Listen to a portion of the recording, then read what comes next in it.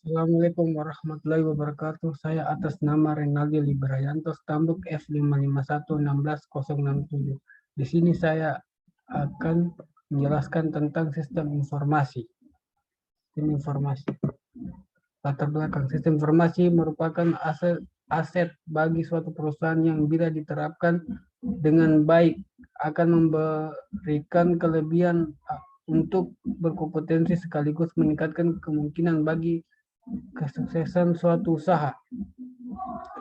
Dalam mengimplementasikan sistem informasi tersebut harus ada suatu tolak ukur untuk mencegah terjadinya hal di luar rencana organisasi dan agar pengoperasian sistem informasi bisa dilakukan secara efektif dan efisien.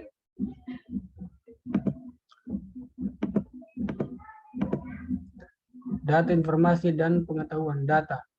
Data dapat dianalogikan dengan sejumlah blok yang bisa digunakan anak-anak untuk membentuk berbagai struktur sesuai imajinasi mereka. Sejumlah blok tidak memiliki makna jika tidak disusun suatu struktur atau model. Melalui suatu proses, sejumlah blok dapat disusun menjadi struktur atau model yang bermanfaat untuk melakukan hal tertentu. Data adalah deskripsi tentang benda, kejadian, aktivitas, dan transaksi yang tidak memiliki makna atau tidak berpengaruh secara langsung kepada pemakai. Data dapat berupa data yang terformat, data dengan format tertentu, misalnya tanggal, jam, waktu, suhu, cuaca, dan mata uang. Teks, sederetan huruf, angka, dan simbol. Citra, data dalam bentuk gambar. Audio, data dalam bentuk suara. Video, data dalam bentuk gambar yang bergerak dan bisa saja dilengkapi dengan audio.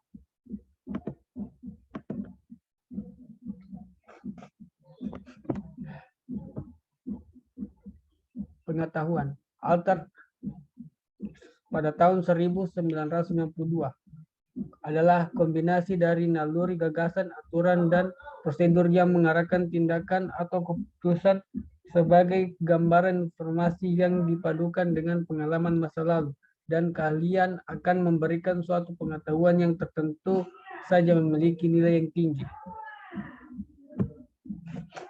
Hubungan data, informasi, dan pengetahuan. Hierarki data, elemen data, rekaman, berkas. Elemen data, file, kolom, item, atribut. Suatu data terkecil yang tidak dapat dipecah lagi. Rekaman, tupel, dan baris. Gabungan sejumlah elemen data yang saling terkait. Berkas, tabel, atau relasi. Himpunan seluruh rekaman yang bertipe sama membentuk sebuah berkas. Karakteristik data dan informasi. Tipe data, akurasi, dan presisi, usia dan rentang waktu, tingkat keringkasan dan kelengkapan, kemudahan akses sumber, relevansi dan nilai, kualitas informasi.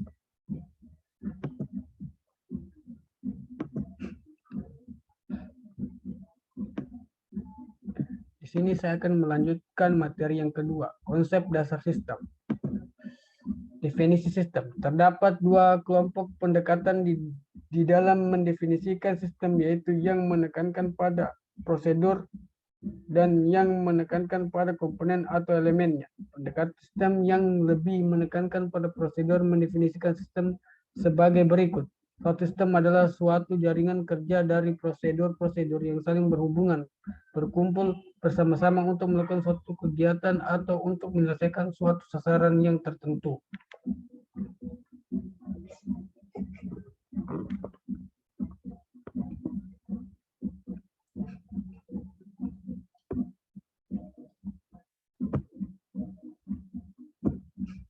Apa itu subsistem? Subsistem sebenarnya hanyalah sistem yang di dalam suatu sistem. Ini berarti bahwa sistem berada pada lebih dari satu tingkat. Pemisalan lainnya, mobil adalah suatu sistem yang terdiri dari sistem-sistem bawahan seperti sistem mesin, sistem badan mobil, dan sistem rangka. Masing-masing sistem ini terdiri dari sistem tingkat yang lebih rendah lagi. Misalnya sistem mesin adalah kombinasi dari sistem karburator, sistem generator, sistem bahan bakar, dan seterusnya.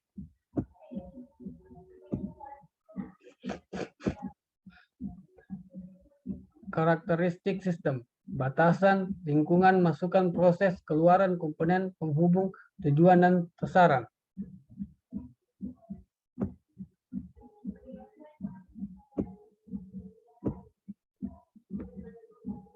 Komponen sistem. Suatu sistem terdiri dari sejumlah komponen yang saling berinteraksi yang artinya saling bekerja sama, membentuk suatu kesatuan. Setiap sistem tidak peduli betapapun kecilnya, selalu menggabung komponen-komponen atau sistem-sistem.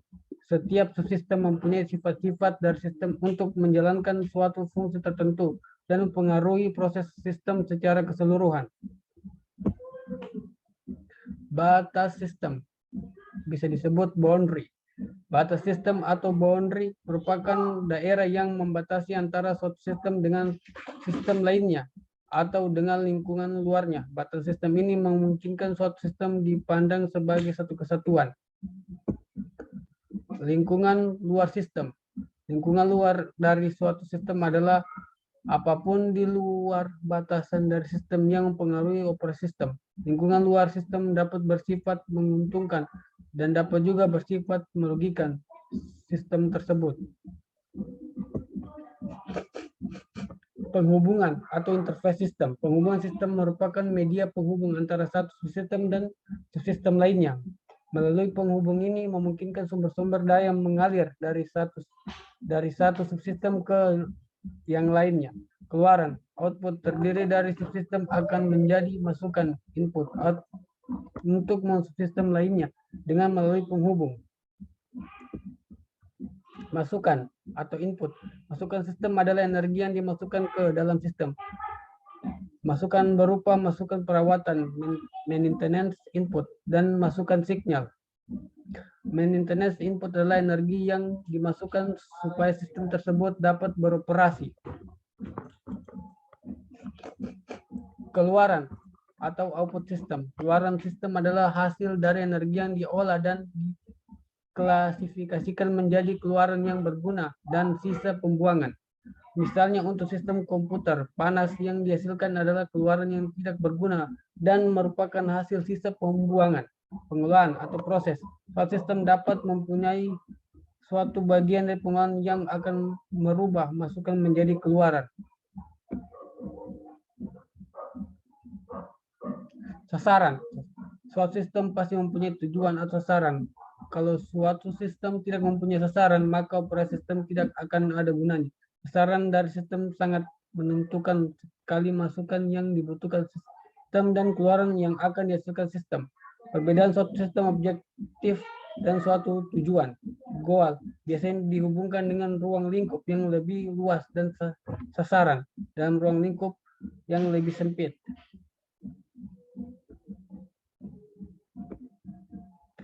Dasar-dasar sistem informasi. Sistem informasi adalah kombinasi antar prosedur kerja informasi, orang, dan teknologi informasi yang diorganisasikan untuk mencapai tujuan dalam sebuah sistem organisasi.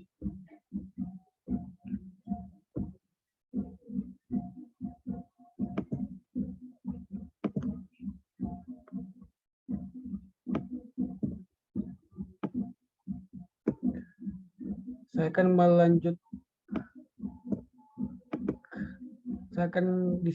melanjutkan materi yang ketiga, gambaran umum sistem informasi, teknologi informasi. Sistem informasi dapat dibedakan menjadi dua sistem informasi manual dan sistem informasi berbasis komputer CBIS. CBIS atau selanjutnya disebut sistem informasi atau SI saja adalah jenis sistem informasi yang menggunakan komputer. Apakah itu sistem informasi? Sistem informasi adalah kombinasi antar prosedur kerja informasi, orang, dan teknologi informasi yang diorganisasikan untuk mencapai tujuan dalam sebuah organisasi. Contoh sistem informasi, sistem reservasi pesawat terbang, sistem untuk menangani penjualan kredit kendaraan bermotor, sistem biometrik. Contoh sistem informasi, sistem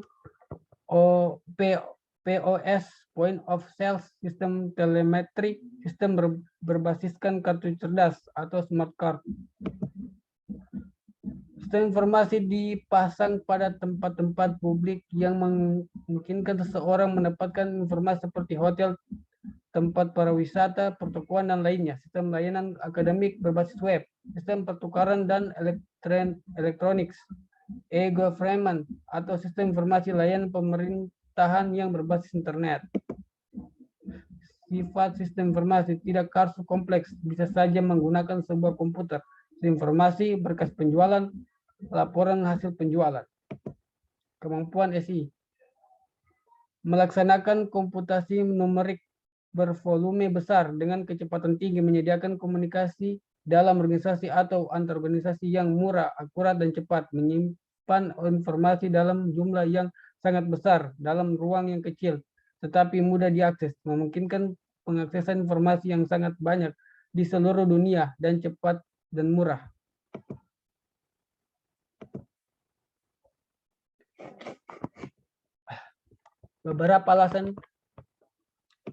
Beberapa alasan investasi TI, adanya kebutuhan untuk mempertahankan dan meningkatkan posisi kompetitif, mengurangi biaya, meningkatkan fleksibilitas dan tanggapan. Alasan penerapan TI pada bidang pemasaran. Teknologi informasi mempengaruhi proses pengembangan strategi pemasaran karena teknologi informasi memberikan lebih banyak informasi ke manajer melalui pemakaian sistem pengambilan keputusan, Decision Support System atau DSS. Peran TI, teknologi informasi menggantikan peran manusia. Dalam hal ini, teknologi informasi melakukan otomasi terhadap suatu tugas atau proses. Teknologi memperkuat peran manusia, yakni dengan menyajikan informasi terhadap suatu tugas atau proses. Teknologi informasi berperan dalam restrukturisasi terhadap peran manusia. Dalam hal ini, teknologi berperan dalam melakukan perubahan-perubahan terhadap sekumpulan tugas atau proses.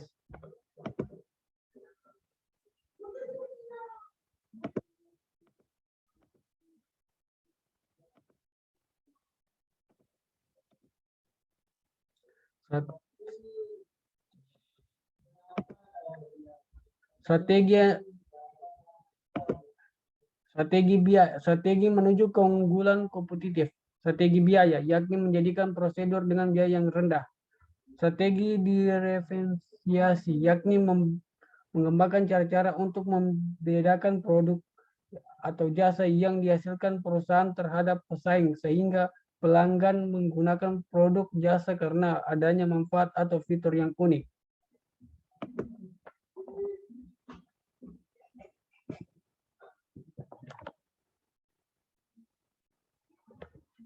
Strategi inovasi, yakni memperkenalkan produk jasa yang unik atau membuat perubahan yang radikal dalam proses bisnis yang menyebabkan perubahan-perubahan yang mendasar dalam pengelolaan bisnis. Strategi pertumbuhan, yakni dengan mengembangkan kapasitas produksi secara signifikan, melakukan ekspansi dalam pemasaran global, melakukan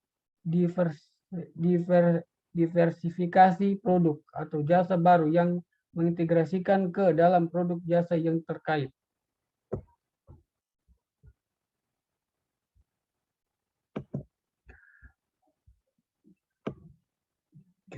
Di sini saya akan melanjutkan materi yang keempat, komponen sistem informasi.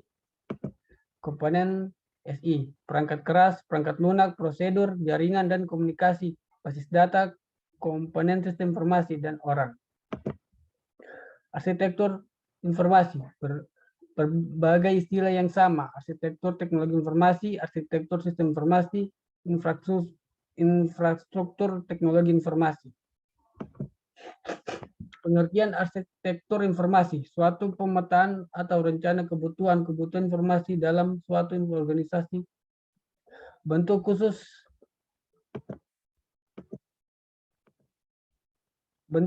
yang menggunakan teknologi informasi dalam organisasi untuk mencapai tujuan atau fungsi-fungsi yang telah dipilih. Arsitektur teknologi informasi, teknologi untuk arsitektur informasi, tersentralisasi, desentralisasi, client atau server, arsitektur tersentralisasi. Semua pemrosesan data dilakukan oleh komputer yang ditempatkan di suatu lokasi untuk melayani semua pemakai dalam organisasi perusahaan. Arsitektur desentralisasi, sistem yang terdiri atas sejumlah komputer yang tersebar pada berbagai lokasi yang dibutuhkan oleh sarana telekomunikasi, dan masing-masing komputer mampu melakukan pemrosesan serupa secara mandiri, tetapi tetap bisa saling berinteraksi dalam pertukaran datanya.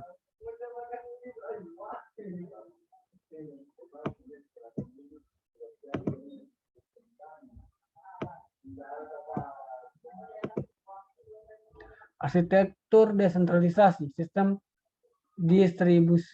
distribusi pada bank.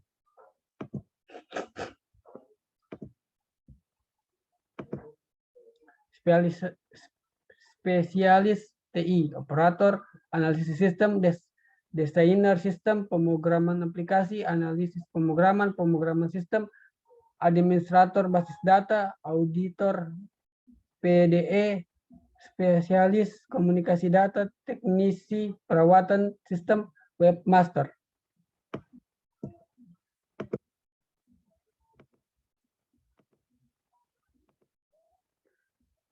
Komputasi pemakai akhir, EUE.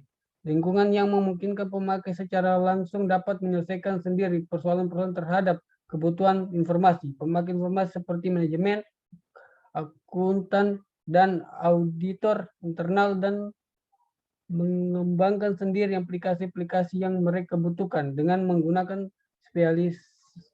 spesialis komputer sebagai penasehat. Alasan tumbuhnya EUC, pelayanan Departemen TI terhadap permintaan pemakai akan kebutuhan informasi kurang responsif, kecenderungan PC dan perangkat keras pendukung yang semakin mudah dan dapat dihubungkan dengan mudah ke server basis data.